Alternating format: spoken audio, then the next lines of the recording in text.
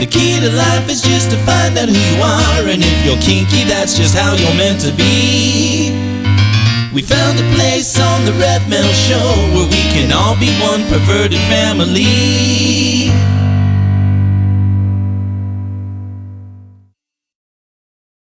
So you had a lot of influence by the gay Leathermen. Yeah. Oh, absolutely. Yeah. Absolutely. Old guard. Yeah, well, you know, I don't even know if they called themselves old guard. They were just guys that liked to live the lifestyle, and it probably set the foundation for what we're talking about tonight, because it wasn't all about the sensations. I mean, those were great. You had them any chance you could, but everybody was always seeking something more, you know, and it you know, they didn't think they had definitions, you know, like now they call themselves everything. Yeah. Back then we just were kinky people. Yeah. Happened to have something in common, and we've gotten into labels. Oh yeah. We've gotten into everybody labels. has to be pigeonholed into something, and no, there is no dogma really, except for what you have between two people. That's probably one of the keys on a successful relationship, is not allowing other people to dictate what the two people that are having that relationship, what their relationship should be. Yeah, I mean, one of the things that's maybe uncomfortable to talk about, like we don't use, she calls me master, I refer to her as slave. It's because there's no better word so that people can understand. Not so much what we did, the relationship we have with each other isn't going to change no matter what they call it. It just happens to be something that makes it simpler to start off. Then you get to know us, and then you figure out what the hell to call us. So, but DS, is it only for dominant and submissive? I mean, dominant and slave, or is it dominant and submissive, or how do you view it? From my understanding, DS stands for dominant and submissive. MS is master slave. BDSM is bondage, discipline, sadomasochism. That's my understanding of the label. And we are also master slave. You're also master slave. Yes. So I'm going to ask Beth. So Beth, she didn't even have her mic. She was like, she wasn't ready. I have a little bit of a tickle in my throat. There's no hair in there. No, just joking. So Beth, how did you meet your sir or your master? Online. There you go. We're one of those, yes. We met online. BDSM personal site called BDSM Personal. You met on BDSM Personal. God, that site's been around for a while, but I don't know very many people that go on it much anymore. No. Yeah, it was probably 50 words or less paragraph, and a very grainy kind of sepia picture. Yeah. That he had? No. That you had? Right, yeah. And the slave didn't have any experience with dating sites, even of the vanilla variety, or anything like that. So it was like, okay, you put out the profile, and it's like, throw out the line, see what comes back, right? And how long were you in the lifestyle before you met your master? 2 weeks. One and done. Well, how about aware of the lifestyle? I've been aware of it for about 2 weeks. Were you guys in the same city? No. He was in Redondo Beach, and this slave comes from Santa Maria, up north. You refer to yourself as a third person. That's his For rule. 6+ years. So what does that do for you, for her to refer to a third person? It's an identity that we share between us, that's the way she conducts herself. It's when we were starting out, it was a method of identifying herself as being secondary to me in the relationship. It was a method of training. It's also very Gorian also, isn't it? I personally didn't realize that until discovering that it was Gorian. Again, I think it goes back again more to where I came from in New York. It was a reference and a training method that people used to make sure that the identity that the person claimed they really were. And the only way to convey that over a period of time was the person that you expected to be your submissive slave, whatever, could accept that, and not only accept it, but make it function. And she did very well at it. God, if she was dyslexic, she'd really have a hard time. She'd be reversing it. I'd be in trouble. Yes, that's her manner of speech. It annoys some people, but usually she does it so seamlessly that no one even notices. Yeah, I did notice it. I picked up on it too. Yeah. I think we'd be heightened to it. Yeah. I think what we're going to find at the end of this, I'm not meaning to jump to the end, but I think what we're going to find. Thank you for watching the Rev Mel Show. I think what people watching this are going to find, and I think what we're going to agree on very quickly, is the reason we're successful is that we implement things that keep it alive for us literally every moment of the day. It's never far from being reminded. We're reminded over and over and over. We have rituals, we have procedures, we have... We're not going to talk about that right now. We're not going to give your secrets. We did jump to the end. I got a whole book to go through here. Oh, so how did you... May I ask a slave? You may ask Slave Brenda Slave Brenda, anything, and you may answer any question. You got to turn the arm toward that way. Yeah. So tell me, sweetheart, how did you two meet? We also met online, and I met him on a site called bondage.com. Mm-hmm. And I was living in Canada. You're a Canuck? I am. Canadian made. And your foot's on my mic. Well, and the problem is? And I started talking to him online, quickly went to the phone. Within 3 months, I came to California, and I spent 2 weeks with him. And the then weather sure beats the weather. With Master. With Master. And with then, the dude? No, I said that once and got in trouble. I won't call him that again. Ooh, let's watch her call him dude.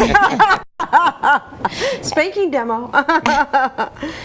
And then term of about 6 months of knowing him, I moved here from Canada and been here ever since. Wow. I had to import.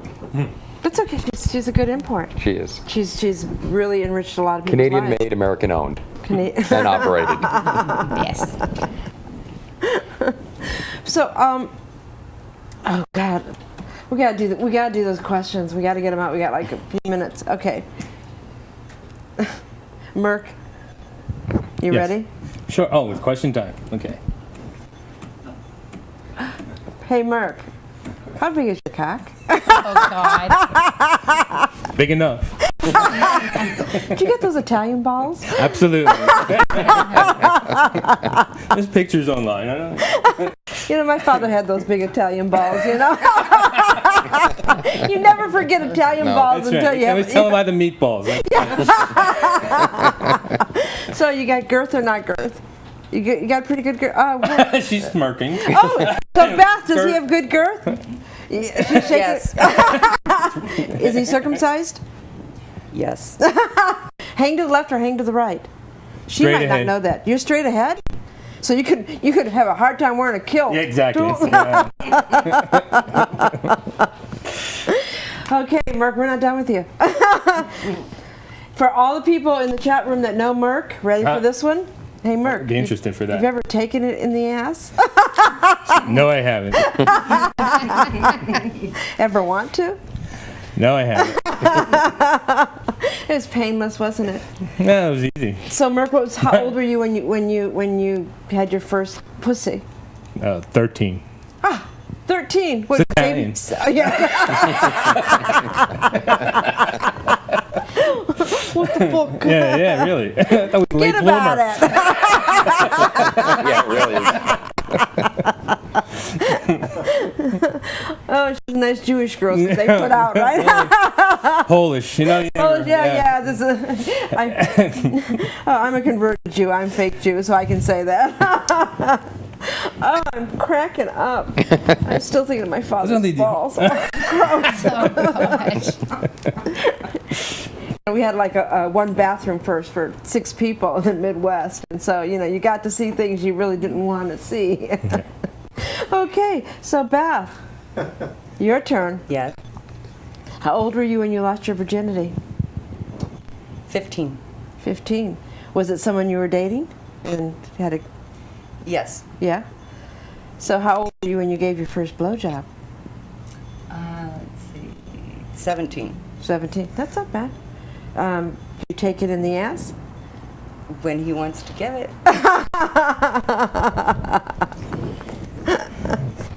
Are you bisexual? No. No. Would you do forced bisexuality if your sir wanted you to? That wouldn't be forced. Anything he wants wouldn't be forced. See, I know. Should have let her answer. Anything he would want would not. I like that. I'm writing this down. My poor slave is going to be in so much trouble. No more me asking, are you okay? That fire's getting hot behind you, isn't it? So, Merc, are you bisexual? No. Okay. All right. So when was the first time you ate pussy? I think it was the same night. You learned quick. Well, yeah, my father had movies. Was that your first exposure to porn? Oh, yeah. Yeah? Your father had these... Oh, they were the greatest. I yeah. always tell the people was the way I learned about sex was, the old Italian guys would have their little porn shops down their basements, and every so often they'd have their smokers and their poker games, and every so you stumble across them when you're young. 8mm films. And the interesting thing about them is they're always saying there's different people, and you started out with a dressed woman. She would be with herself, pleasure herself. The plumber would come in. It happens to me all the time. It happens every day, He'd come in and he'd go down on her first and touch her this way and touch her that. Ended up with sex, and so I thought that's the way you're supposed to do it. Yeah. I was very popular in high school as a result. Yeah. Because there was always 20 minutes. And you had big balls. Yeah. That was in my father's sex education. Like, don't bring anybody home pregnant. That was it. Yeah. Oh, and the movies. So. Yeah. And you look snazzy in that plumber's outfit. That's right. I always thought you had to keep your socks on too. That's what was weird. Oh, nice. When did you discover BDSM? Oh, that's a hard question. I was always intrigued by those parts of the movies. Whether it was a Three Stooges movie where a woman was getting hit in the face with a pie or something to get tied up. I always thought, wow, that's about the most interesting part of the scene I'm seeing. And God, back in the dark ages, you never saw anything like that. Yeah. And you never Lucy, realized Ricky Ricardo was always spanking Lucy. Yeah, that's about it. John Wayne in one of those movies. You realize as you got older that you go out of your way to see that rerun, just to see that scene. Yeah. But I think it was always a big part of my sexuality. And again, being fortunate enough to live right outside of New York in the early 70s, 42nd Street was wild and crazy. Yeah. And, with access, and, I think, Goldstein's Screw Magazine, there was a little article, come to Hellfire for, evening of indoctrination, and those steps with the red light at the top. And it was like, that was it. From that point on, that was my sexuality was identified into what's now called lifestyle. Again, back then it was just kinky people. And we're going to talk about lifestyle, but what we're going to do is we're going to ask You going to ask me these questions? I thought I already answered these before. Master George. No, we're going to compare the notes and see if they're the same. I didn't think the We'll know if he's talking. We'll know if he's talking. So, how big is your cock again? 7. 7, and you got girth. I have girth, yes. Girth. You don't. Let me see if I can. You don't have really huge balls. I remember. No, they're not. I don't have Italian balls. You I don't have Italian. apparently take after a British guy somewhere. But what I make up in sack, I take up in length. You like eating pussy? Yeah, I do. Do you? Mm-hmm. The question I want to ask you, because we're going to ask that question, Melody. I've got it down here. I'm going to ask all about eating pussy, and but so. I'm blushing. Oh. So, you are blushing. Yeah, I need sunglasses. Really? Do you take it in the ass? No, I don't take it in the ass. Have you ever tried it? No, I have never tried it. Have you ever wanted to try it? No, doesn't interest me. Okay.